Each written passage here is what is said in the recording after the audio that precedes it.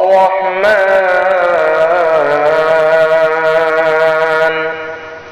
علم القرآن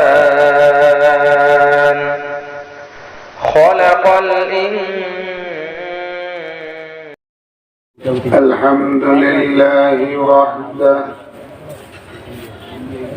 والصلاة والسلام على من لا نبي بعده. أما بعد فقد قال الله تعالى: أعوذ بالله من الشيطان الرجيم. بسم الله الرحمن الرحيم.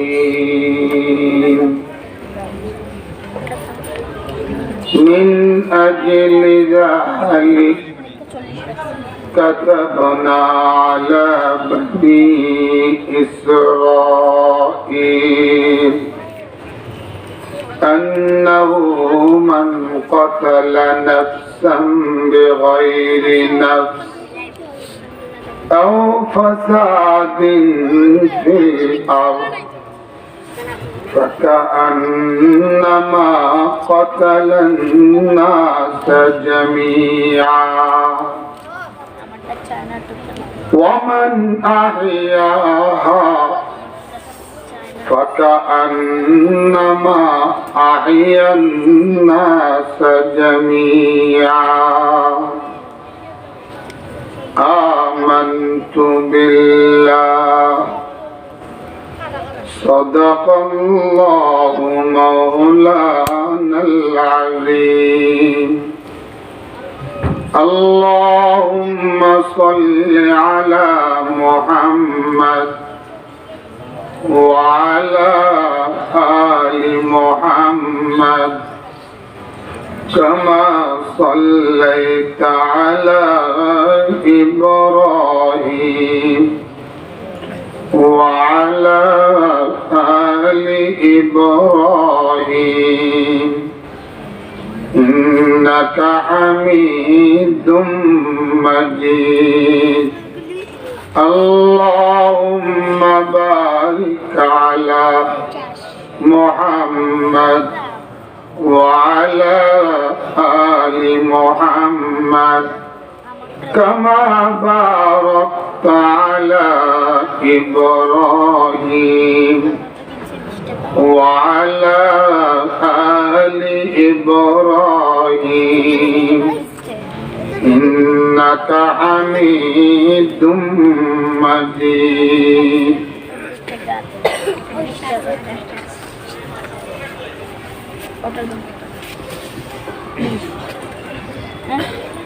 মজুমদারি এলাকাবাসীর উদ্যোগে আয়োজিত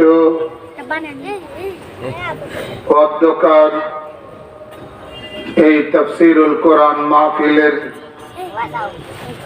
শ্রদ্ধেয় সভাপতি হযরত উলামায়ে কেরাম, আমন্ত্রিত মেহমানানে আযম, এলাকার গণ্যমান্য ব্যক্তিবর্গ ও মুরব্বিয়ানে কেরাম,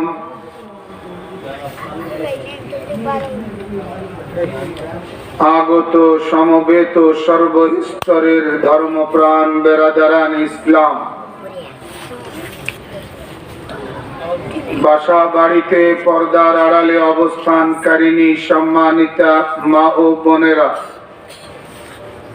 প্রথমেই মহান পরওয়ারদিগারে আলম আল্লাহ জাল্লা জালালুহু আম্মা নওয়ালুহুর শাহী বারগাহে লাখো কোটি শুকরিয়া আদায় করছি, যিনি দয়া করে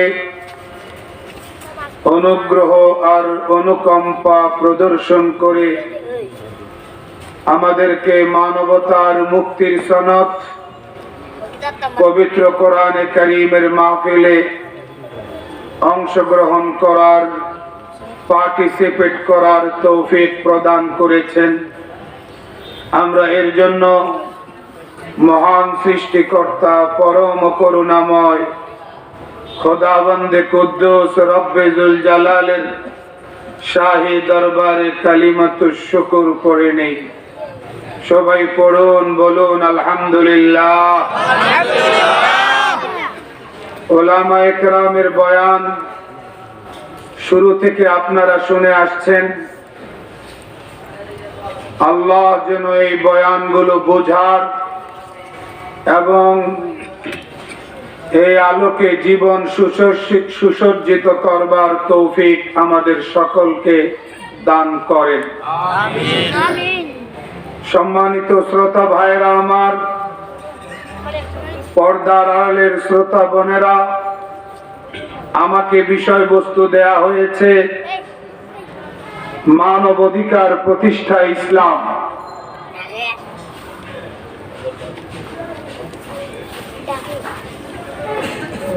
কোনো না কোনো কারণে হয়তো আমাকে আগে অবগত করার সুযোগ ইন্তেজামিয়া কমিটির হয়নি।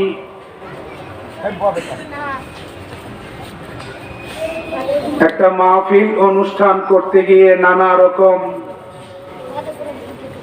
ব্যস্ততা থাকে, শ্রম দিতে হয়, অর্থ জোগাতে হয়, মাহফিলকে চমৎকার ভাবে উপস্থাপন করবার একটা জজবা প্রেরণা সকলের মধ্যে কাজ করে। স্বাভাবিক কারণে হয়তোবা অনেক দিকেই যথাসময়ে খেয়াল করা সম্ভব হয় না। আমি অন্তরের অন্তঃস্থল থেকে দোয়া করি আমার প্রিয় যুবক ভাইদের জন্য, যারা এই মাহফিলকে সাজিয়েছেন, যারা যৌবনের উত্তাল তরঙ্গে নিজেদেরকে ভাসিয়ে না দিয়ে যারা গুনাহ আর পাপাচারের দিকে মানুষকে আহ্বান না করে বিজাতীয় কৃষ্টি সভ্যতার, বিজাতীয় কৃষ্টি কালচার, বিজাতীয় সংস্কৃতি সভ্যতার স্রোতে না গিয়ে মানুষকে আল্লাহর পথে আহ্বান করবার প্রয়োজনীয়তা অনুভব করেছেন, তাদের এই উদ্যোগ, তাদের এই পদক্ষেপ, তাদের এই আয়োজন সত্যিকার অর্থে প্রশংসনীয়। সারা দেশের প্রতিটি গ্রাম এবং প্রতিটি এলাকার যুবকেরা যদি এইরকম জজবার প্রেরণা নিয়ে বিজাতীয় কৃষ্টি সভ্যতাকে রুখে দেখবার, মানুষে বিজাতীয় সংস্কৃতি সভ্যতা রুখে দেওয়ার মেন্টালিটি নিয়ে কোরআন সুন্নাহর বাণী প্রচার আর প্রসার করার জন্য নিজেদেরকে উৎসর্গ করতে সক্ষম হয়, তাহলে আমি বিশ্বাস করি এই অসুস্থ সমাজ সুস্থ হয়ে যাবে। আমাদের সামাজিক অবক্ষয় এবং বিপর্যয় থেকে আমরা সবাই মুক্তি পাবো ইনশাআল্লাহ। আল্লাহ আমাদেরকে বুঝবার তৌফিক দান করেন। আমিন। সম্মানিত শ্রোতা ভাইরা, আমাকে যে আয়াতে কারিমা দেয়া হয়েছে সেই আয়াতে কারিমা নম্বর হলো 32, সূরা হলো সূরা মায়েদা। আমি পবিত্র কোরআন খুলে দেখতে পাচ্ছি যে 31 নম্বর আয়াতে হাবিল আর কাবিলের কিচ্ছা আল্লাহ পাক পরিবেশন করেছেন। আরো আগ থেকে এই কিচ্ছা চলে আসতেছে, কাহিনী চলে আসতেছে। ওয়াতলু আলাইহিম নাবা বনি আদম বিল হক। মূলত 27 নম্বর আয়াত থেকে এই কাহিনী আল্লাহ পাক শুরু করেছেন। আপনারা এই কাহিনী জানেন। এই কাহিনী এবং কাহিনী পরবর্তী অবস্থার সাথে সামঞ্জস্য রেখে 32 নম্বর আয়াতের বিষয়বস্তু আমাদের সামনে এসেছে। আপনারা জানেন, জেনেছেন, আর কুরবানির সময় এই কথা আলোচনা মসজিদে, মেম্বারে, ঈদগাহে আপনারা বারংবার শুনেছেন। হাবিল আর কাবিলের কাহিনী শুনেন নাই? আওয়াজ দিন একটু, বেশি লম্বা কথা হবে না। আমি অসুস্থ, অল্প কিছু কথা মৌলিক ভাবে আপনাদের সামনে রাখবার চেষ্টা করব। মূল বিষয়টা উঠিয়ে আনবার চেষ্টা। আল্লাহ যেন আমাকেও তৌফিক দান করে, আপনাদেরকেও তৌফিক দান করে। হাবিল আর কাবিল। কাবিল হাবিলকে হত্যা করলো, মনে আছে আপনাদের? অনেক পিছন থেকে স্টার্ট করে শেষ করা তো আমার পক্ষে সম্ভব না। শুধু যোগসূত্র একটু সৃষ্টি করবার জন্য আগের আয়াতের সঙ্গে একটু সামঞ্জস্যটা সামনে আনবার জন্য আমি উপস্থাপন করছি। কাবিল হত্যা করলো হাবিলকে। হাবিলের অপরাধ, এমন কোন অপরাধকে হাবিল করেছে যে তাকে হত্যা করতে হবে? তৎকালীন সময়ে বৈবাহিক যে নিয়ম ছিল, এই নিয়মটা কাবিল সহজে মেনে নিতে পারেনি। এই তো ফ্যাক্ট। যে নিয়মটা ওই সময় ছিল, ওই নিয়মটা হাবিল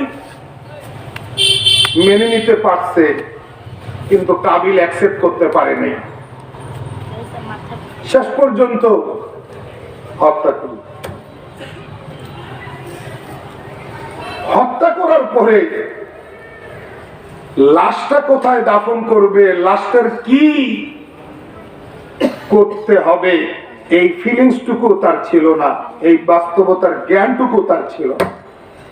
আপনারা এটাও শুনেছেন তাফসীরের কিতাব কাসাসুল কোরআন, এই জাতীয় সমস্ত কিতাবে, তাফসীরের কিতাবে হাদিস আসছে, হযরত রাসূল আকরাম সাল্লাল্লাহু আলাইহি সাল্লাম বলেছেন যে পৃথিবীতে যত হত্যাকাণ্ড সংগঠিত হবে, সমস্ত হত্যাকাণ্ডের শাস্তির একটা অংশ কাবিলের আমলনামায় আসতে থাকবে। কারণ বিকজ হি ইজ ফাউন্ডার, সেই ক্রাইম এবং অপরাধের জনক। এটা পৃথিবীর সর্বপ্রথম হত্যাকাণ্ড। এর আগে পৃথিবীতে কোনো হত্যাকাণ্ড সংগঠিত হয়নি। তাহলে যেহেতু কাবিল হত্যাকাণ্ডের ফাউন্ডার, জনক, প্রতিষ্ঠাতা, যার কারণে হযরত রাসূল আকরাম সাল্লাল্লাহু আলাইহি সাল্লাম ফরমান, কিয়ামত পর্যন্ত পৃথিবীতে যত হত্যাকাণ্ড ঘটবে, সকল হত্যাকাণ্ডের একটা দাগ কাবিলকে। কথা জবাব দেন না কেন? কারণ সে জনক। আল্লাহ তাআলা যখন কোন লাশটা করবে কি, কোন উপায় দেখছে না, সে কোন করণীয় নির্ধারণ করতে পারছে না। মানুষ যখন অন্যায় করে তখন তার বোধ শক্তি নষ্ট হয়। অপরাধের সাথে তার বোধ শক্তির সক্রিয় থাকা নির্ভর করে। সক্রিয় থাকা, সক্রিয় না থাকা, মানুষের অঙ্গ প্রত্যঙ্গের শক্তি, মানুষের বোধ শক্তি, মানুষের করণীয় বর্জনীয় নির্ধারণ করার শক্তি লোপ পায় অপরাধ করার শক্তি। এত বড় একটা জঘন্য হত্যাকাণ্ড সংগঠিত হওয়ার পরে কাজ তো একটা করছে, হিংসার আগুনে জ্বলে পড়ে ছাই। ইউসুফ আলাইহিস সালামের ভাইরা যেভাবে নিজেকে সামলাইতে পারে নাই, ভাইকে কূপের মধ্যে ফেলে দিছে। কাবিলও একই দশা। কাবিল হিংসার আগুনে জ্বলতেছে। হিংসার আগুন খুব ভয়াবহ। আল্লাহ যেন এই আগুন থেকে সমাজকে, প্রত্যেকটা মানুষকে রক্ষা করে। আমিন। ইসলাম হিংসা শেখায় না। ইসলাম কারো ইজ্জতের উপরে হামলা করা শেখায় না। ইসলাম কারো অধিকার খর্ব করা শেখায় না। ইসলাম কারো জান মাল ইজ্জত আবরুতে আঘাত করার কোন মেসেজ নিয়ে পৃথিবীতে আসে নাই। গোটা কোরআন শুরু থেকে শেষ পর্যন্ত এই ধরনের একটা মেসেজ কেউ আবিষ্কার করতে অতীতেও পারে নাই, ভবিষ্যতেও পারবে না। প্রতিবেশী প্রতিবেশীর হিংসা করবে না, ভাই আরেক ভাই হিংসা করবে না, বোন তার ভাইয়ের হিংসা করবে না, এক ব্যবসায়ী আরেক ব্যবসায়ীকে হিংসার চোখে দেখবে না, এক পলিটিশিয়ান আরেক পলিটিশিয়ানকে হিংসার চোখে দেখবে না, এক নারী আরেক নারীকে হিংসার চোখে দেখবে না। হিংসা তো ওই জিনিস যে মানুষের নেকিগুলাকে ওইভাবে খেয়ে ফেলে যেভাবে আগুন কাঠ আর লাকড়িকে খেয়ে ফেলে। قال رسول الله صلى الله عليه وسلم إن الحسد يأكل الحسنات كما تأكل النار الحطب। হিংসার আগুন মানুষের নেকি আর পুণ্যগুলোকে ওইভাবে খেয়ে ফেলে যেভাবে আগুন কাঠ আর লাকড়িকে খায়। অথচ এই আগুন আজকে সর্বত্রই আমরা লক্ষ্য করছি। রাজনীতি আর পলিটিক্সে ওই আগুন, ব্যবসায়ীদের কাছে ওই আগুন। এই আগুন যেন এখন ঘরে ঘরে লাগছে। কোরআন এই আগুনকে দমাইবার কথা বলে, কোরআন এই আগুনকে নিভাইবার কথা বলে। কাবিল শেষ পর্যন্ত হিংসার আগুনে জ্বলে পড়ে ছাই হলো, হাবিলকে হত্যা করলো। লাশ করবে কি? আল্লাহ তখন ফাবাআসাল্লাহু গুরাবা, একটা কাউয়া পাঠাই দিলেন, কাক। তুমি যাও, তুমি কাবিলের ওস্তাদ হও। ফাবাআসাল্লাহু গুরাবান ইয়াবহাসু ফিল আরদ লিউরিয়াহু কাইফা ইউয়ারি সাওআতা আখি। একটা কাক আর একটা কাককে মারল। এখন কাক মৃত, জীবিত কাক মৃত কাককে দাফন করে। এটা কাবিল চেয়ে চেয়ে দেখতেছে। এই দৃশ্য দেখে তার মাথায় আসলো এভাবে লাশ দাফন করতে হয়। কাককে দিয়ে আল্লাহ পাক তাকে করণীয় শিখাইলেন। বলেন না সুবহানাল্লাহ। আল্লাহ বুঝার তৌফিক দান করেন। আমিন। ফাবাআসাল্লাহু গুরাবা ইয়াবহাসু ফিল আরদ লিওয়ারি কাইফা ইওয়ারি সাওয়াতা আখি। কাক কিভাবে মাটিতে দাফন করতে হয় এটা নমুনা দেখাইল। যেন কাক কাবিলকে মৃত ভাইয়ের, মজলুম ভাইয়ের লাশ দাফন করার পদ্ধতিতে শেখায় দেয়। অবশেষে কাবিল লজ্জিত হওয়া ছাড়া তার সামনে কোনো রাস্তা ছিল না। এটা পৃথিবীর ইতিহাসের সর্বপ্রথম হত্যাকাণ্ড। হত্যাকাণ্ড ঘটলো, কিন্তু লাশ দাফন করার কোন পন্থা কাতিল হত্যাকারীর জানা নাই, জালিমের জানা নাই। আল্লাহ পাক তাকে জ্ঞানটা দিলেন কাক দিয়া। কি দিয়া?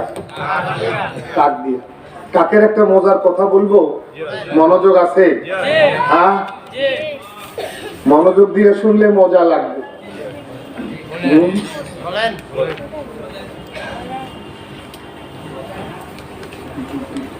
এক গাছের মাথায় উপরে কাকের বাসা, আর গাছের নিচে সাপের বাসা। কিসের বাসা? সাপের বাসা। কাক উপরে ডিম পাড়ে, নিচের থেকে সাপ উঠে গিয়ে ডিম নিয়ে আসে, ডিম খেয়ে আসে। এখন এত বড় দুশ্মন নিচে প্রতিদিন উপরে গিয়ে বাসার থেকে ডিম চুরি করে, ডিম নিয়ে আসে। এই দুশ্মনকে কাক কিভাবে তাড়াবে?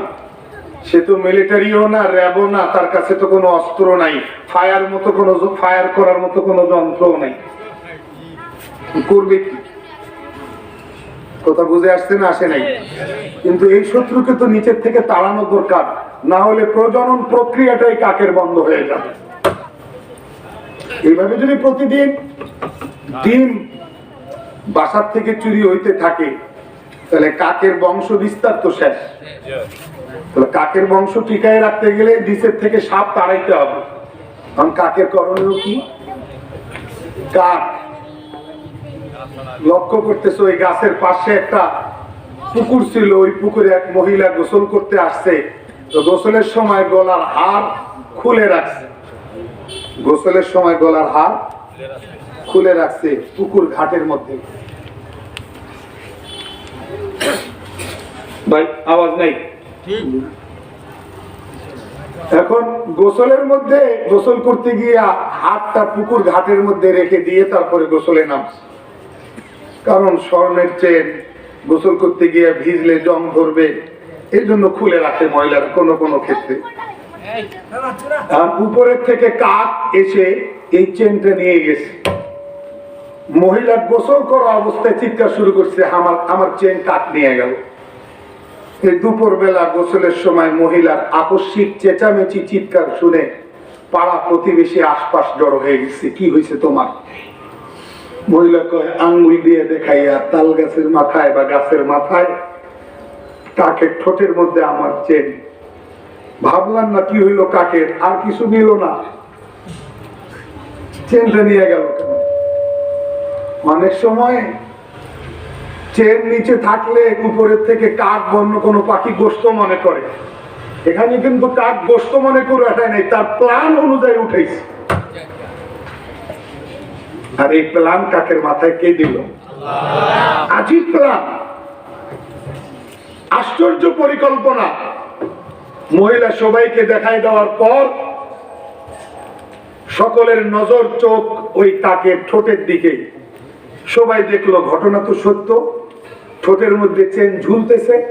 সবাই করে আওয়াজ করে হাতে তালি দেয়, কিন্তু কাক কয় না এত তাড়াতাড়ি আমার চেন এখানে ফেলে দিয়ে এই সার্কাস আর এই খেলা শেষ করা যাবে না, আরো লোকজন জমুক, নচেত আমার পরিকল্পনা 16 আনা বাস্তবে ফলবে না। এই জন্য অনেকক্ষণ সময় নিল, লোকজন আরো বাড়লো।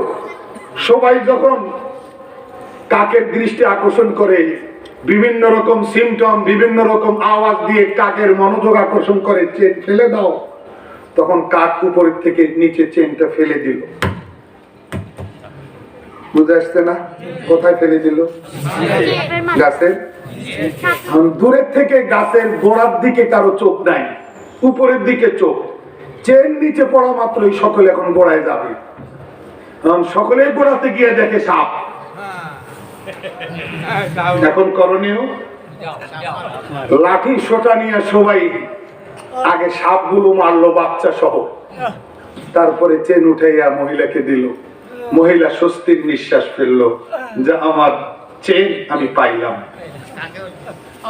বলেন, সাপের মতো দুশ্মনকে নিচের থেকে তাড়াইবার জন্য কাক যে বুদ্ধি আর টেকনিক আর দূরদর্শিতা প্রয়োগ করছে, প্লে করছে, বর্তমান জমানার জজ ব্যারিস্টাররা, পিএইচডি ডিগ্রি হোল্ডাররা এই পরিকল্পনার ধারে কাছেও 1000 বছর তপস্যা করেও যেতে পারবে না, সম্ভব না যাওয়া। মানুষ যদি মনে করে যে শত্রু হইয়া আর এক শত্রুকে দমন করতে পারাই তার ক্রেডিট, তাহলে আমি মনে করি কাক তার চেয়েও বেশি ক্রেডিটওয়ালা। কারণ সে যেই পন্থায় শত্রুকে দমন করছে, মানুষ হইয়া আর একজন শত্রু মানুষকে ওই প্রক্রিয়ায় দমন করার যোগ্যতা 1000 বার জন্ম নিয়েও তা আসবে না। বুঝে আসছে না?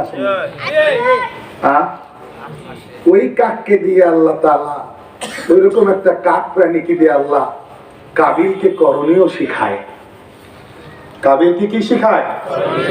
মানুষ যখন অপরাধ করবে, অন্যের অধিকার খর্ব করবে, অন্যের জানমাল ইজ্জতে আঘাত করবে, অন্যের সম্পদে আঘাত করবে, অন্যের সম্পর্কে অপবাদ দেবে, মানুষ যখন মানুষ হইয়া মানুষের অধিকারে আঘাত আর হস্তক্ষেপ করবে, তখন তার করণীয় নির্ধারণ করবার খোদা প্রদত্ত যোগ্যতাটুকু নষ্ট হয়ে যাবে, যেমনটা হয়েছিল কাবিলের। তাকে এখন কাউয়া থেকে জ্ঞান নিতে হচ্ছে। এটা হচ্ছে পৃথিবীর সর্বপ্রথম হত্যাকাণ্ড। এই হত্যাকাণ্ড কি আদম আলাইহিস সালাম অ্যাকসেপ্ট করছে? কথা বলেন না কেন? এই হত্যাকাণ্ড কি ইসলামী শরীয়তে জায়েজ? কোথাও জায়েজ নাই। আল্লাহ পাক সেই ঘটনাকে সামনে রেখে বলতেছেন মিন আজলি যালিক, এ কারণেই বনি ইসরাইলের উপর আমরা বিধান দিয়ে দিলাম, কাতাবনা আলা বনি ইসরাইল আন্নাহু মান কাতালা আন-নাফসা বিগাইরি নাফসিন আও ফাসাদিন ফিল আরদ, যে ব্যক্তি অন্যকে অন্যায়ভাবে হত্যা করবে অথবা খামাখা নৈরাজ্য সৃষ্টি করবে, সে একজন আরেকজনকে হত্যা করলো, বিষয়টা একজনের মধ্যে সীমাবদ্ধ থাকবে না। কোন মানুষ অন্য এক মানুষকে অন্যায়ভাবে হত্যা করার অর্থ ফাকান্নামা কাতালান নাসা জামিয়া, সে গোটা মানবতার উপরে ছুরি চালাইলো, গোটা মানবতার উপরে সে তরবারি চালাইলো। একজনকে অন্যায়ভাবে হত্যা করার অর্থ গোটা মানবতাকে হত্যা করা। ফাকান্নামা কাতালান নাসা জামিয়া ওয়া মান আহইয়াহা ফাকান্নামা আহইয়ান নাসা জামিয়া। আর একজন আরেকজনকে নিরাপত্তা দেওয়ার অর্থ এই নিরাপত্তা একজনের মধ্যে সীমাবদ্ধ নয়, গোটা মানবতাকে নিরাপত্তা দেওয়া। আয়াত পরিষ্কার? এটা ইসলামের বিধান, এটা আল কোরআনের বিধান। একজনকে নিরাপত্তা দেওয়া মানে গোটা মানব জাতিকে নিরাপত্তা দেওয়া, একজনকে অন্যায়ভাবে হত্যা করা গোটা মানব জাতিকে হত্যা করা, এটাই আমার আলোচ্য বিষয়। তাহলে আল্লাহ নিরাপত্তা দেওয়ার কথা বলতেছেন না হত্যা করার কথা বলতেছেন? কথা বলেন না কেন? আর ইসলাম শুধু মানুষের নিরাপত্তার কথা বলে নাই, ইসলাম একটা কুকুরের নিরাপত্তার কথা বলছে। ইসলাম শুধু মানুষের নিরাপত্তার কথা বলে নাই, ইসলাম একটা বিড়ালের নিরাপত্তার কথা বলে। ইসলাম শুধু মানুষের নিরাপত্তার কথা বলে না, ইসলাম উটের হকটা পর্যন্ত রক্ষা করে, ইসলাম প্রাণীগুলোর হক রক্ষা করে, ইসলাম প্রতিবেশীর হক রক্ষা করে, ইসলাম ইয়েতিমের হক রক্ষা করে, ইসলাম বিধবার হক রক্ষা করে, ইসলাম নারীর হক রক্ষা করে, ইসলাম শ্রমিকের হক রক্ষা করে। প্রত্যেক শ্রেণী পেশা অধিকার রক্ষা করার জন্য ইসলাম ফর্মুলা নিয়ে পৃথিবীতে এসেছে। এই ইসলামে কোথাও উগ্রতার দুর্গন্ধ থাকতে পারে না। এই সুন্দর ইসলামের কোথাও সন্ত্রাসের গালি থাকতে পারে না। এত সুন্দর চেহারার ইসলামের কোথাও কোনো বৈষম্য থাকতে পারে না। এত সুন্দর চেহারার ইসলামের কোথাও কোনো ভেজাল, কোনো বক্রতা থাকতে। এটা যারা বলে তারা মানবাধিকার হরণকারী, যারা বলে তারা মানবাধিকার। ইসলাম আসছে মানবাধিকার প্রতিষ্ঠা করবার জন্য। সে ইসলামের গায়ে যারা সন্ত্রাসের কাদা লাগাতে চায় তারাই পৃথিবীর 1 নম্বর মানবাধিকার হরণকারী। আল্লাহ আমাদেরকে বুঝার তৌফিক দান করুন। আল্লাহ আমাদেরকে হেদায়েত দান করুন। ইমরাআতুন দাখালাতিল জান্নাহ বিল হিররা ওয়া ইমরাআতুন দাখালাতিন নার বিল হিররা। হাদিস শরীফে হযরত রাসূল আকরাম সাল্লাল্লাহু আলাইহি ওয়াসাল্লাম ইরশাদ ফরমান, একজন মহিলা একটা বিড়ালকে সেবা দিয়ে জান্নাতে গেছে। সুবহানাল্লাহ বললেন। আর একজন একটা বিড়ালকে খাদ্য দানা না দিয়া কষ্ট দিয়া জাহান্নামে গেছে। হ্যাঁ, তাহলে বিড়ালকে কষ্ট দেওয়া উৎসাহিত করলো না নিরুৎসাহিত করা হইল? আল্লাহু আকবার। একজন জানিয়া বেবিচারিণী, ঈমান তার আছে ঠিক, কিন্তু সে জীবিকা নির্বাহ করে পতিতা বৃত্তি দিয়া, দেহ ব্যবসা করে। এমন একজন পতিতা জানিয়া বেবিচারিণী রাস্তায় একটা পিপাসিত কুকুরকে পিপাসায় কাতরাতে দেখে তার অন্তরে মায়া ভালোবাসার উদ্রেক হয়েছে। সে ওড়নাটা খুলে মুজাটাকে ওড়না দিয়ে পেঁচিয়ে এই ওড়না সহ মুজাটা কূপের মধ্যে ফেলছে। মুজাটাকে পানি দিয়ে ভিজাইয়া ভিজা মুজাটা এনে কুকুরের মুখে দিছে, কুকুরের পিপাসা নিবারণ করছে। আল্লাহ বেবিচারিণীকে মাফ করে দেওয়ার ফয়সালা। কথা বুঝে আসছে না আসে নাই? আল্লাহ আমাদেরকে বুঝ দান করুন। ঠিক, আপনি বিড়ালের নিরাপত্তা পাইলেন কি পাইলেন না? কুকুরের নিরাপত্তা পাইলেন কি পাইলেন না? এক উট নবী আলাইহিস সালাতু ওয়াস সালাম এর কাছে এসে কাঁদতেছে, নালিশ দিতেছে। কি নালিশ? আমার মালিক আমাকে বেশি বেশি বোঝা চাপায়। নবী আলাইহিস সালাম মালিককে ডেকে বলে, তোমার এই জন্তু আমার কাছে নালিশ করতেছে, কমপ্লেইন করতেছে, তুমি সাধ্যের অতিরিক্ত বোঝা তার উপরে চাপাইয়া। এটা আল্লাহর নবী সাল্লাল্লাহু আলাইহি সাল্লামের মুজিজা। নবী আলাইহিস সালাম সেই উটের ভাষা বুঝছেন, এটা তার মুজিজা। না হলে তিনি বিচার করলেন কেমনে? এবং যার দৃষ্টি আকর্ষণ করছেন উনি মেনেও গেছে। আল্লাহ আমাদেরকে বুঝ দান করুন। এবারে আসেন মানুষ।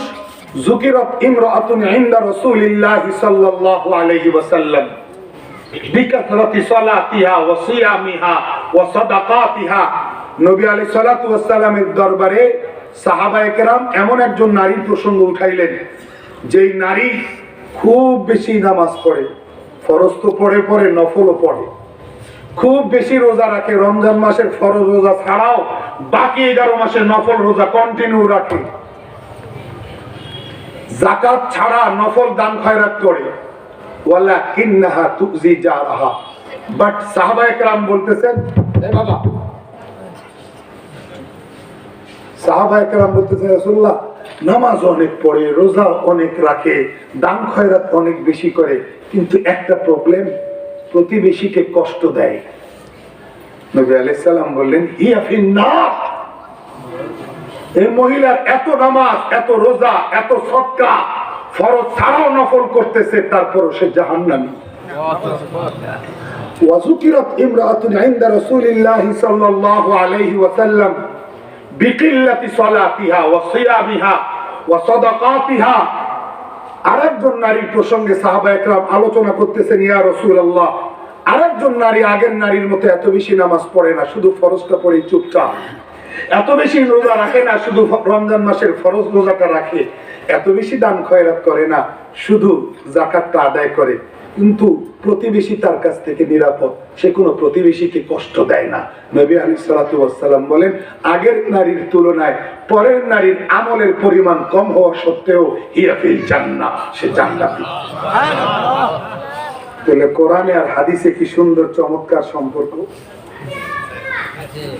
তো মানবাধিকার হরণ করার জন্য কোরআন সুন্নাহ, না মানবাধিকার প্রতিষ্ঠা করার জন্য কোরআন সুন্নাহ? জোরে বলেন। হযরত রাসূল আকরাম সাল্লাল্লাহু আলাইহি ওয়াসাল্লাম তো এতিমদের মাথায় হাত বুলাইয়ে এতিমদেরকে কোলে তুলে নিতেন, বিধবাদেরকে তিনি আশ্রয় দিতেন, দুস্থ মানুষের কল্যাণে তিনি ঝাঁপিয়ে পড়তেন। এটা নবী আলাইহিস সালাতু ওয়াস সালামের চারিত্রিক বৈশিষ্ট্য ছিল। এই জন্য তো চাচা আবু তালেব বলে, ওয়া আবিয়াদু ইস্তাসকাল গামামু বিওয়াজহিহি সিমালুল ইয়াতামা ইসমাতুন লিল আরামিলি। ওয়া আবিয়াদু ইস্তাসকাল গামামু বিওয়াজহিহি সিমালুল ইয়াতামা ইসমাতুন লিল আরামিলি। يلوذ به الهلاك من آل هاشم فهم عنده في نعمة وفواضل। চাচা আবু তালেব বলেন যে মক্কায় অনাবৃষ্টি দেখা দিয়েছে, চারিদিকে পানির জন্য হাহাকার, কোথাও পানি নাই, পশু প্রাণী পানির জন্য কাতরাচ্ছে, চতুর্দিকে শুধু পানি পানি পানি, পানি নাই, প্রচন্ড খরা, জমি জায়গা ফেটে চৌচির হয়ে গেছে, কোনো আবাদ নাই, কোনো ফসল নাই। কারণ ওয়াটার ইজ লাইফ, পানির অপর নাম জীবন। আমরা অবস্থা বেগতিক দেখে আমরা বাচ্চা মোহাম্মদ সাল্লাল্লাহু আলাইহি সাল্লামকে নিয়ে, ভাতিজা মোহাম্মদ সাল্লাল্লাহু আলাইহি সাল্লামকে নিয়ে আমরা এক জায়গায় জড়ো হইলাম, আর আসমানওয়ালার কাছে ফরিয়াদ করা শুরু করলাম, আল্লাহ এই বাচ্চাটাকে তুমি যে চেহারা দিছো, এই চেহারা তো আর কোনো বাচ্চাকে দাও নাই, তার এই সুন্দর চেহারার উসিলায় ও আসমানওয়ালা তোমার কাছে একটু রহমতের বৃষ্টি চাই। আর এইরকম ফরিয়াদ জানাইতে দেরি আবু তালেব বলতেছেন, সাথে সাথে রহমতের বৃষ্টির বর্ষণ স্টার্ট হয়ে যাবে। আবু তালেব বলেন, আমার ভাতিজা মামুলি কোনো ভাতিজা না, আমার ভাতিজা আর 10টা বাচ্চার মতো বাচ্চা না, আমার ভাতিজা তো এমন একটা চেহারা নিয়ে দুনিয়াতে আসছে, যে চেহারার দোহাই দিয়া উসিলা দিয়া আসমানওয়ালার কাছে বৃষ্টির দরখাস্ত করা মাত্রই বৃষ্টি পাওয়া যায়। তারপরে আবু তালেব বলে, সিমালুল ইয়াতামা ইসমাতুন লিল আরামিলি, আমার ভাতিজা ইয়েতিমদের বিধবাদের আশ্রয়স্থল ছিল। এটা কার সাক্ষী? চাচা কি ইমানদার? জাহান্নামী না জান্নাতি? নবীর চাচা হইয়াও জান্নাতি না, কারণ ঈমান নাই। এত সুন্দর কবিতা, এরকম 80-82টা কবিতা লিখছি আমি, যে 2টা শুনাইলাম, এইরকম 80-82টা কবিতা লিখছি। এখনো আরবি সাহিত্যের অবিচ্ছেদ্য অংশ হয়ে আছে আবু তালেবের এই কাসিদার কবিতাগুলো। এত সুন্দর কবিতা লেখাও চাচা আবু তালেব জাহান্নামী। নবীকে এত সেবা পরিচর্যা দিয়েও চাচা আবু তালেব জাহান্নামী, কারণ ঈমান নাই। কিন্তু আবু তালেব সাক্ষীটা কি দিয়ে গেছে? আবু তালেব সাক্ষী দিতেছে, আমার ভাতিজার কাছে সমস্ত বিধবারা এসে আশ্রয় পায়, এতিমরা এসে আশ্রয় পায়, তিনি দুস্থদের সেবায় ঝাঁপিয়ে পড়েন, তিনি বিপদগ্রস্তদের সেবায় ঝাঁপিয়ে পড়েন। আমার আগের বক্তা বলে গেছেন, হযরত মাওলানা আফজাল হোসেন রহমানী দামাত বারাকাতুহুম, হযরত খাদিজা রাদিয়াল্লাহু তাআলা আনহা প্রথম ওহীগুলো আসার পরে নবীজি যখন ভয় পেয়ে গেলেন, তার ভয় দূর করবার জন্য আম্মা জান খাদিজা কি বলছিলেন? কাল্লা ওয়াল্লাহি মা ইউযিকাল্লাহু আবাদা। না না ইয়া রাসূলুল্লাহ, আপনাকে আল্লাহ কখনো লাঞ্ছিত করতে পারেন না, আপনাকে আল্লাহ কোনোদিন অপদস্থ করতে পারেন না, কারণ আপনি ইন্নাকা লাতাসিলুর রাহিমা ওয়া তাহমিলুল কাল্লা ওয়া তাকসিবুল মাদুমা ওয়া তাকরিজ যায়ফা ওয়া তুঈনু আলা নাবাইবিল হক। আমি আপনার এজ এ লাইফ পার্টনার, আমি আপনার সহধর্মিণী হিসাবে, আমি আপনার স্ত্রী হিসাবে সকাল সন্ধ্যা আপনাকে যাচাই করেছি, জাস্টিফাই করেছি, আপনাকে পরীক্ষা নিরীক্ষা করেছি, আপনাকে ইনকোয়ারি করেছি। দাম্পত্য জীবনে আপনার সহধর্মিণী হওয়ার আগে আপনার সম্পর্কে যা প্রশংসা শুনেছি, দাম্পত্য জীবনে আপনার ঘরে এসে সেই প্রশংসাকে আমি অক্ষরে অক্ষরে শতভাগ সত্য পেয়েছি। আপনি আত্মীয়তার বন্ধন অটুট রাখেন, আপনি দুর্বলদের বোঝা ভার বহন করেন, আপনি মেহমানদের আপ্যায়ন করেন, আপনি প্রাকৃতিক দুর্যোগে যারা কবলিত হয়, আক্রান্ত হয়, তাদেরকে উদ্ধার করার জন্য ঝাঁপিয়ে পড়েন। আপনি এই নেচার, এই স্বভাব, এই চোখ সুন্দর চরিত্র নিয়ে দুনিয়াতে আগমন করবেন, মানুষদেরকে উদ্ধার করবার জন্য, বিপদ থেকে মুক্তি দেওয়ার জন্য আপনি ঝাঁপিয়ে পড়বেন, আর আল্লাহ আপনাকে অপমানিত করবে, এটা আমি খাতিরে বিশ্বাস করতে পারি না। বলেন নাই? আল্লাহ নবী আলাইহিস সালাতু ওয়াস সালাম এই চরিত্র নিয়ে দুনিয়াতে আসছেন। একজন মানুষের দুইটা দিক থাকে তার জীবনের, একটা হলো পারিবারিক আর একটা হলো সামাজিক। একটা হলো প্রত্যেকের লাইফ হিস্টোরির দুইটা পার্ট, একটা হলো পারিবারিক, একটা হলো সামাজিক। কেউ সামাজিক অঙ্গনে খুব একবারে ফ্রেশ, কিন্তু ঘরে বউ বাচ্চাদেরকে খুব জ্বালায় নাই? হ্যাঁ। আবার কেউ ঘরে বউ বাচ্চাদের সাথে খুব সুন্দর বিহেভ করে, বাইরে এসে মানুষের সম্পদ লুট করে। হ্যাঁ, সচিবালয় অফিসে বসে এক কলমের এক সিগনেচারে কোটি টাকা লুট করে। কথা বলেন না? বলেন না? চোর একটা মসজিদে জুতা চুরি করতে গিয়ে ধরা খাইয়ে সবাই মিলে তারে পিটায়, একজন ধরছে, আরো 10 জন মারার জন্য আগে আসে, আমারও এক সপ্তাহ আগে এক জোড়া জুতা চুরি হয়েছে, সম্ভবত এ নিচে 10। 2 জনের মারামারি দেখে আরেকজন আগে আসে, 2 সপ্তাহ আগে আমারও এক জোড়া গেছে, এই নিচে 10। বেচারা চুরি করে একবার ধরা খাইছে, 1 মাস আগে যাদের চুরি হয়েছে বিগত 1 মাসে সবাই মারতে আসে। কথা বলেন ঠিক না বেশি? যার চুরি হয়নি হেও এরকম হাত কাছায়, আমিও একটা দেই। কথা বলেন না? বলেন না? অফিসে বৈশা যারা এক সিগনেচারে লাখ লাখ কোটি কোটি টাকা মারতেছে, চুরি করতেছে, তাদেরকে কয়দিন পিটাইতে পারছেন? এই কথা কিটা লাগে? তাদেরকে কয়দিন পিটাইতে পারছেন? পারবেন তো জুতা চোরকে পিটাইতে? তো জুতা চোর চোর, যারা এক সিগনেচারে লাখ লাখ কোটি কোটি টাকা আত্মসাৎ করে, তারাও তো চোর। সব চোরের এই শাস্তি হওয়া উচিত। কোন চোরের শাস্তি হবে, কোন চোরের শাস্তি হবে না, এটা মানবাধিকার নয়। মানবাধিকার রক্ষা করার নামে তামাশার ছলনা ছাড়া আর কিছু না। আমি কি ভুল বলছি? ইসলাম এই অধিকার প্রতিষ্ঠার থিওরি নিয়ে দুনিয়াতে আসে নাই, এমন থিওরি নিয়ে দুনিয়াতে আসে নাই। কথা বলতেই থাকবো, অসুবিধা কি? হক কথা বলা তো বন্ধ করা যাবে না। কথা বলেন? হক কথা বলা বন্ধ করা যাবে? হক কথা বলতেই হবে। পুলসেরাত পার হইলেই সফল। আল্লাহ কবুল করেন। আমিন। মুহতারাম হাজিরিন, আম্মা জান খাদিজা রাদিয়াল্লাহু তাআলা আনহা নবী আলাইহিস সালামের সম্পর্কে বর্ণনা দিচ্ছেন। বোঝা গেল পারিবারিক দিক থেকে আল্লাহর নবী নিষ্কলুষ, আর সামাজিক অঙ্গনের সার্টিফিকেট সকল সামাজিক ভাইরা দিয়ে দিছে। ইমান নাই, তারপরও সবাই তা আল্লাহর নবীকে আল আমিন বিশ্বাসী উপাধিতে ভূষিত করছে। তার মানে সামাজিক দিক থেকেও তিনি নিষ্কলুষ, পারিবারিক দিক থেকেও নিষ্কলুষ। উভয় দিক থেকে যিনি নিষ্কলুষ, তিনি তো আপনার আমার জন্য আদর্শ। তাই আল্লাহ বলছেন, লাকাদ কানা লাকুম ফি রাসূলিল্লাহি উসওয়াতুন হাসানাহ। আল্লাহ বুঝদান করো। নবী আলাইহিস সালাম মানবাধিকার প্রতিষ্ঠা করছেন না করেন নাই? ইসলাম করছে না করেন নাই? হ্যাঁ, ইসলাম বলে আল্লাহ রাসূল সাল্লাল্লাহু আলাইহি সাল্লাম বলেছেন, তাবাসসুমুকা ফি ওয়াজহি আখিকা সাদাকা। তুমি যদি তোমার আরেক ভাইয়ের সাথে মুস্কি হেসে কথা বলো, এক মুসলমান আরেক মুসলমানের সাথে মুস্কি হেসে কথা বলো, তোমার আমলনামায় সদকার সমান সওয়াব দিয়ে দাও। সুবহানাল্লাহ। তো ইসলাম সুন্দর না সুন্দর না? সুন্দর না অসুন্দর? মুস্কি হেসে কথা বলাকে উৎসাহিত করছে। সালাম দেওয়ার সময় যদি কেউ মুস্কি হেসে সালাম দাও, দুইটা সুন্নত, একটা সালামের সুন্নত, একটা মুস্কি হাসির সুন্নত, একসাথে দুই সুন্নত। আল্লাহ নবী সাল্লাল্লাহু আলাইহি সাল্লাম বলেন, ওয়া ইফরাদুকা মিন দালবিকা ফি দালবি আখিকা সাদাকা।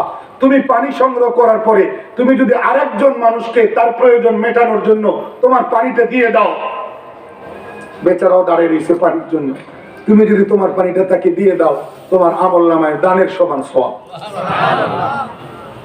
ইসলাম সুন্দর না অসুন্দর? তাহলে তার পানি কেড়ে নিতে বলছে না আরেকজনের প্রয়োজন মিটাইবার জন্য পানিটা দিতে বলছে? ইসলাম নিশ্চয়ই পুরাটাই সুন্দর। নবী আলাইহিস সালাম ইরশাদ ফরমান, ওয়া ইমাতাতুকাল হাজাত আনিত তরিকি সাদাকা।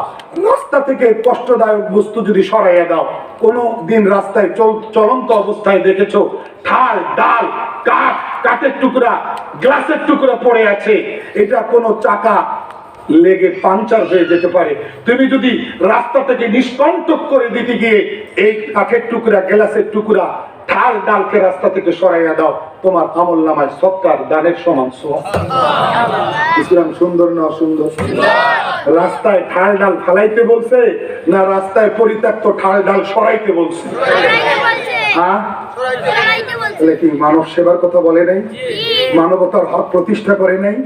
একজনের rickshaw, van, motorcycle, cycle, private car, যে কোনো যানবাহনের চাকা পাংচার হতে পারে, কারো পায়ের তালুতে বিদ্ধ হয়ে, বেচারার স্যান্ডেল নাই, পায়ের তালুতে বিদ্ধ হয়ে রক্তক্ষরণ হতে পারে, অনাকাঙ্ক্ষিত দুর্ঘটনা ঘটতে পারে। এই জন্য ইসলাম বলে এই কাঁটাটা সরাই দাও। যদি দাও আমলনামায় সদকা সমান। একজন পথ চেনে না, আপনি যদি তাকে রাস্তাটা বলে দেন, ওয়া হাদিয়ুকার রাজুল ফিল আরদি দাল্লাতি লাকা সাদাকা, এখানেও তোমার আমলনামায় সদকার সমান সওয়াব। কি সুন্দর না সুন্দর? কথা বলেন। আল্লাহু আকবার। কোন অন্ধ বেচারার হাত ধরে রাস্তা পার করাই দিলেন, সেখানেও সদকার সমান সওয়াব। মানে প্রত্যেকটা জায়গায় আপনি অ্যানালাইসিস করে দেখবেন মানুষের অধিকার প্রতিষ্ঠা করছে। ইসলাম যদি মানবাধিকার প্রতিষ্ঠা করার জন্য সক্ষম এবং শক্তিশালী ধর্ম না হয়, তো আমি কসম খেয়ে বলি মানবাধিকার প্রতিষ্ঠা করার জন্য পৃথিবীতে আর কোনো ধর্ম নাই। কথা ঠিক না বেঠে? মানবাধিকার প্রতিষ্ঠা করার জন্য ইসলাম আসছে। আল্লাহ বলেন যে একজনকে নিরাপত্তা দিল, সে গোটা মানব জাতিকে নিরাপত্তা দিল। যে একজন মানুষকে হত্যা করলো, সে গোটা মানবতার টুটি চেপে ধরলো। আল্লাহ আমাদেরকে বুঝার তৌফিক দান করুন। আমাকে যে আয়াত দেওয়া হয়েছে, আমি যদি 32-এর পরে 33-এ চোখ দেই সূরা মায়েদার, সেখানেও মানবাধিকারের কথা, সেখানেও সন্ত্রাস কিভাবে দমন করতে হবে, সেখানেও শাস্তির উল্লেখ করছে। সন্ত্রাসী কার্যক্রম উল্লেখ করে আল্লাহ পাক সেই সন্ত্রাসী কার্যক্রম এবং এই অপরাধের শাস্তিও দিচ্ছেন। সেটাও তো মানবাধিকার প্রতিষ্ঠার একটা পরিকল্পনা। তাহলে ইসলাম শুরু থেকে শেষ পর্যন্ত সর্বক্ষেত্রে মানবতার হক প্রতিষ্ঠা করছেন, মানবতার অধিকার প্রতিষ্ঠা করছেন। নারীর অধিকার, শ্রমিকের অধিকার, বিধবার অধিকার, ইয়তীমের অধিকার, সর্বক্ষেত্রে ইসলাম অধিকার প্রতিষ্ঠা করছে। এই ইসলাম যদি আমি পরিপূর্ণরূপে গ্রহণ করি, তাহলে কোথাও কোনো সমস্যা থাকবে না, শান্তি কোথাও নাই, শান্তি শুধু একমাত্র ইসলামে আছে।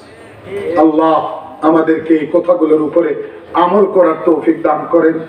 আল্লাহ আমাদের সকলকে ইসলামের সমস্ত আহকাম আর বিধান অক্ষরে অক্ষরে মেনে চলার তৌফিক দান করেন।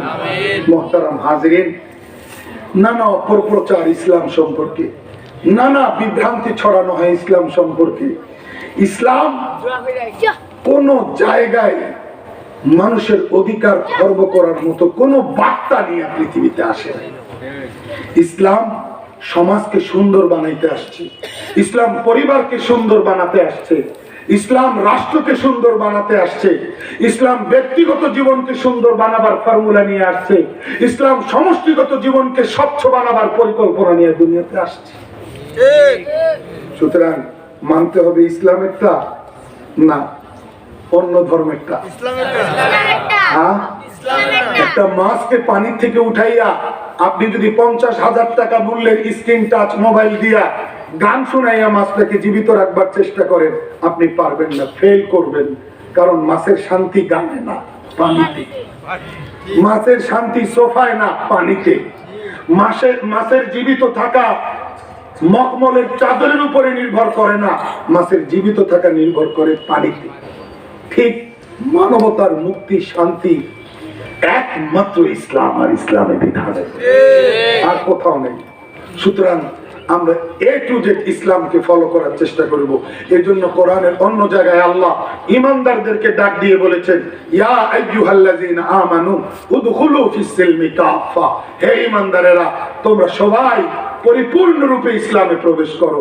এমন যেন না হয় আফাতুমিনুনা বিবাদিল কিতাব ওয়া তাকফুরুনা বিবাদ, তুমি কোরআনের কিছু মানলা কিছু মানলা না, এমনটা করিও না। আংশিক মানা যথেষ্ট নয়, পুরা মানাতেই বাধ্যতামূলক। কারা কারা রাজি? আল্লাহ আল্লাহ এই মাহফিলকে কবুল করেন। আল্লাহ আমার প্রিয় যুবক ভাইদেরকে কবুল করেন।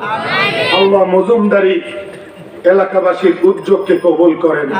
আল্লাহ সভাপতির আসনে আসীন যিনি, তাকে আল্লাহ কবুল করেন। অন্যান্য মেহমান হিসেবে যারা আসছেন সকলকে আল্লাহ কবুল করেন। আমার ডানে যে মুরব্বী বসা, আল্লাহ তাআলা এই মুরব্বীকে নেক হায়াত দান করেন। আল্লাহ যুবক ভাইদের প্রত্যেককেই নামাজি বানায় দেন, দ্বীনের দায়ী হিসেবে কবুল করেন। তারা কাঁধে কাঁধ মিলিয়ে তারা সবাই একজোট হয়ে যেন সামাজিক কর্মকাণ্ড সম্পাদনে মনোযোগী হতে পারে, তারা যেন সমাজের শান্তি শৃঙ্খলা রক্ষায় মনোযোগী হতে পারে, তারা যেন সামাজিক সমস্ত প্রবলেম সলভ করতে পারে। আল্লাহ এই জজবা যুবক ভাইদের প্রত্যেককেই দান করেন। মা বোনেরা যারা পর্দায় আছেন, বাসা বাড়িতে আছেন, আল্লাহ তাদের সকলকে দাম্পত্য জীবনে সুখ শান্তি দান করেন। নিঃসন্তান মানুষদের আল্লাহ সুসন্তান দান করেন। দাম্পত্য জীবনে স্বামী স্ত্রীকে আল্লাহ প্রেম আর ভালোবাসা দান করেন। উলফত মুহাব্বতের রিশতা দান করেন। দাম্পত্য জীবনের সমস্ত অশান্তি, দ্বন্দ্ব, কলহ, বিবাদ, বিসংবাদকে আল্লাহ দূর করে দেন। আমিন। ওয়া আখিরু দাওয়ানা আনিল হামদুলিল্লাহি রাব্বিল আলামিন।